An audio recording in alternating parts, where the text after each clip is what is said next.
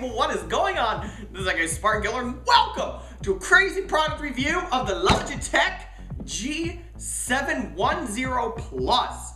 Logitech just sent me this. It actually looks like a pretty cool keyboard. It has some macros and stuff. We're gonna unbox it. We're gonna go ahead and open it up. I'll give you some of the key features on the back, like any good Best Buy employee that just pulls stuff off the shelf and just read the back to you.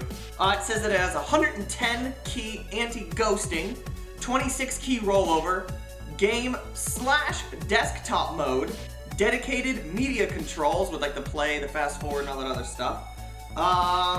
And then it has the adjustable dual zone backlighting, 6 programmable G keys for 18 total functions, and high-speed, low noise, tactile switches for feedback you can feel. Let's go ahead and open this baby up and see what it looks like. All right, so let's open this baby up. You take a good look at the front of it. It has the WASD that is all grayed out, has the function keys, has the media stuff over here. It's not really split in half. It's not really that you can see through it. Ooh, a black box. Ooh. All right, let's open up this black box that it came in. And voila! We have the Logitech G710 Plus. Take a little look-see. Let's see here. Flip it open backwards. And it looks like there is some USB cords. You have like a crazy like power inverter thing. I don't know what that is. We're gonna take that out. And then it comes with one of those resting wrist plates. And then of course you have underneath it, you have your owner's manual, but who needs that? It's a keyboard. You plug it in and let's go. I'm kidding. We're gonna look at the instruction manual too. Why? Because we're good citizens of the technological group. Let's open up this plastic.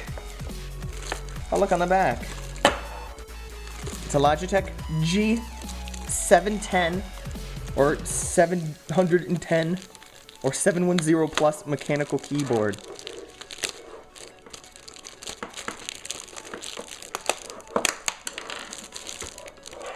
And I just popped off a key. Well, we get to look at what the keys look like underneath. Ooh, look at how shiny that is. I just popped off this key. So the keys have a plus symbol on them. How nice is that? All you need to do is just push it on. Nice and easy. Wow, those come off really easy. That's gonna be good when you're gaming and you get stuff and crumbs down in there, you just pop them off. All right, so, ooh, it's like a nice, it's like a steel finish. Like, that's really weird. It's like a blue. It's like a gunmetal blue, I guess you could say. You have the M1, M2, M3, MR. You have that button. We're gonna go ahead and go over what all these buttons what all these buttons do. Over here, you have your volume control. It's on an endless wheel, so it's never gonna stay constantly up. You have your mute button. You have your caps lock key and everything like that. Let's go ahead and see what these buttons do. All right, so one thing I want to note about this is it says that you need to connect the keyboard to the 2 USB ports. So, if you do not have 2 USB ports on your computer that are open, that might be a problem for you with this keyboard. I'm guessing one of them probably powers the backlight and you don't need it. Alright, so it says English, the product features programmable G keys, which are these. It says 6 programmable G keys and 3 M keys, which are those, provide up to 18 unique functions per game. So these are going to be like your modes, I guess. This is you're gonna hit M1, and then this will be 1, 2, 3, 4, 5, 6, and then you're gonna hit M2, and that's 7, 8, 9, 10, 11, 12, and then M3 is yada yada yada, so on and so forth. So that'll give you at least 18 unique functions per game. You can customize the G keys using the Logitech gaming software.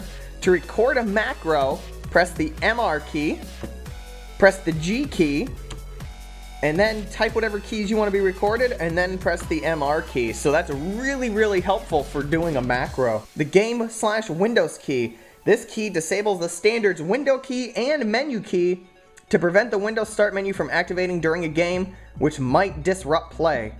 So the Windows key is this one. This one right here. It's a nice looking little like arcade stick. Here's the M1, M2, M3, MR. Here's the 1, 2, 3, 4. That right there, if you hit it, it will make you not able to hit this button, which is good because if you're in full screen, you don't want to have the Windows menu pop up on you. Now it says keyboard backlighting. There are 2 backlighting zones. Zone 1 covers the WASD and the arrow keys.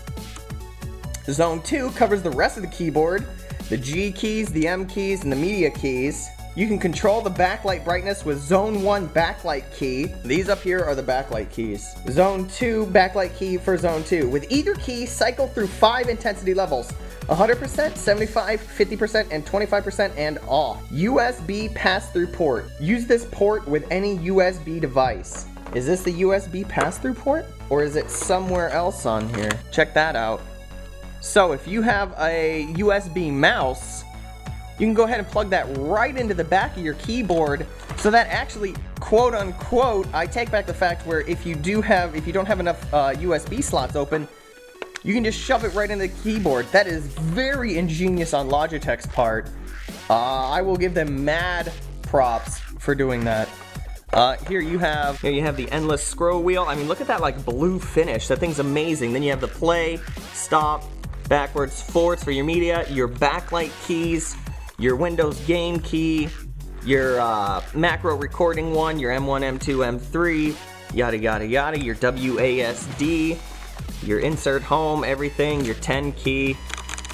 Let's go ahead and plug this baby in and see how this backlight looks. I just threw in the USB in the back, and I do not have enough USB ports for it, so what I did is I actually did my mouse in the back, which is a Logitech G610. It is an amazing mouse. I've done a review on it before. Oh my god, I love this mouse. Yeah, and I still have the plastic on the bottom. Why? Because I'm those types of people. Pretty much all I did, just plug and play. I just threw it in, and voila, it picked up everything. It picked it up right away, just plugged and played. I didn't need to do anything special with my mouse with putting it in the back. Let's take a look at the backlighting. So the backlighting on it actually looks pretty cool. Let's go ahead and mess around with some of these settings. Let's see here. You can see how we could turn it off. We could do a varying intensity just by hitting each backlight button. You can make it to where it's off. You can make it to where it's on. You can do full on, full off. That actually looks pretty cool. You can become Daft Punk just sitting here on your computer. The typing sound for it, let's go ahead and listen.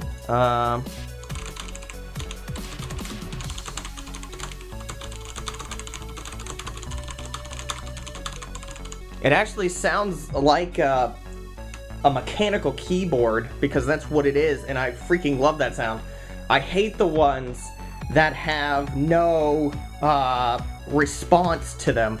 I do not like them at all. Let's go ahead and see how this works with iTunes and everything like that. I'm going to take you guys onto my computer. Before I do that though, I'm going to show you guys how to put on the plate, and also, awesome thing with the G600, it can also change colors. So right now, my mouse and my keyboard are matching, and my computer case is white. So if you're one of those color themed crazy persons, and like to have all the colors matching and stuff like that, this would be an amazing keyboard to get. Alright, so apparently it's fairly straightforward. All you do is you just put in the tabs. I mean, it's not going to be that hard to put on a piece of plastic. Voila, nice and easy. Just set it down, and that'll give you a nice resting place. If you're at your computer for long periods of time, it'll help you reduce the risk fatigue. Alright, so first off, what you're going to want to download is you're going to want to download the Logitech gaming software. Now all you do is you go to logitech.com/support/G17. It'll bring you up to this menu. All you're going to do is hit keyboards, and you're going to scroll down, and you're going to find your G710 Plus. And then all you're going to do is go to support and downloads, and then you're going to click download software. Download software is, of course, right here, and it'll download the exe for you. Now once it's downloaded, it's actually going to show you the products that you have. Now I have my mouse, so I can switch over here to get to my mouse. I can do my automatic game detection and stuff like that, but we're more interested in the keyboard. Now, what we can do is we can map our keys. We could say M1, We say M2 or M3. We can say M1, and we want this G1. We're gonna make it enter the keystroke. Let's say you use whatever you want. You can do multi-key. You can do text block, aka if you're doing a raid and you say you need backup, then you can say I need backup, and then enter your text. You can say help, I need backup, and then there is no delay, there is no repeat. You hit OK. This one's gonna be backup. So now when I press G1 in Notepad, it's gonna say help, I need backup. I can sit here and just spam it over and over again. It's macros are amazing in the gaming world. So basically what it gives you is it gives you 3 stages. You can make this one, and this one. You can change it to whatever you want. So in theory, you get the 18 different macros. And that's the same thing with the G600. You can sit here and you can go to your mouse mapping buttons. You can have all of your stuff mapped to it. I'm just sitting here cycling through my modes on my mouse. My mouse actually has a button that does it, but we're not talking about that mouse, we're talking about this keyboard. So this is how you go in and change the macros. So now let's look how it does iTunes. Alright, so I'm just clicked into iTunes. I'm going to hit the play on the keyboard. Let's see what it does. Oh, check that out, it actually played it. I'm going to hit stop. I'm going to hit play again. I'm going to hit forward. I'm going to hit back. See if the volume changes.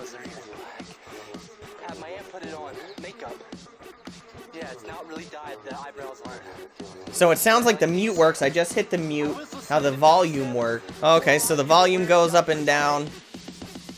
Perfect. I like this keyboard. I'm not gonna lie, it's perfect for having your media center. Let's see, I have it minimized to where it's in the taskbar. Let's see if I can hit forward and back. So it automatically shortcuts to it. You can listen to whatever music you want. You can hit the mute button, which again is in the top right. You can turn it up or down. You do not need to go back into iTunes once you have it playing. I hit stop. Hit stop. Let's see if it picks up where it comes from. It just starts the song over again. You can press play again, and it will it'll pause it. You hit the you can disable the Windows key, and the little disable Windows key icon pops up on the keyboard. So this is a pretty good keyboard, I'm not gonna lie. If you do like raids, if you do any kind of MMO, if you do stuff where you need macros, this would be an amazing keyboard to get if you like the mechanical aspect of it. Like if you like hearing that, go for it. I love the fact that I have a mechanical keyboard. I have an old like 98 keyboard that is mechanical that I simply love. But this, with the backlighting and stuff like that, I kind of wish that you could change the backlighting, but those are for different models. This is just white. I really like the multicolored LED ones. Those are amazing. But for what this is, it is an amazing keyboard. I mean, it's only $150. It gives you all the lists and stuff like that. If you go to gaming.logitech.com and you find it, it gives you everything that you could ever possibly want to know about it. You've seen the hands-on review for it. I think that it is worth the $150 if you are the macro playing gamer. It's a nice basic keyboard that's a good entry-level one. I mean, you can go to Logitech and you can get a $200 keyboard that has LED and LCD and everything like that. But if you're just a basic gamer, you like playing the nice, easy games, I don't see why you wouldn't want this keyboard. It's a matter of preference when you come to a keyboard, but I like this keyboard. I always hit caps lock though. I wish that they had like a caps lock disable key. I normally just pop my caps lock key off my keyboard because I always hit it and end up screaming at everybody. But all in all, this is out of a scale of 1 to 10, I will give this keyboard, in my life, I would probably give it about a 6, mainly due to the fact that I do not play games that have macros on it, and I have a mouse that has macros, so if I ever do want to, play it, then I can just macro it to my mouse. But with that being said, I cannot control my iTunes from my mouse. I cannot control my volume from my mouse. The backlighting, again, is a good feature. If you are just starting out and getting a keyboard and you're building a system from scratch, I would probably give this about an 8. It's 8 for a nice, that's a nice keyboard. It's not some super high-end one, and it's not some rinky-dink low one. I would give it an 8 for a starter, but for me, it's about a 6. Alright, but as of right now, it looks like our time is up. I hope you guys enjoyed this episode. Leave a comment down below whatever you are thinking, and I will see you guys next time. Peace!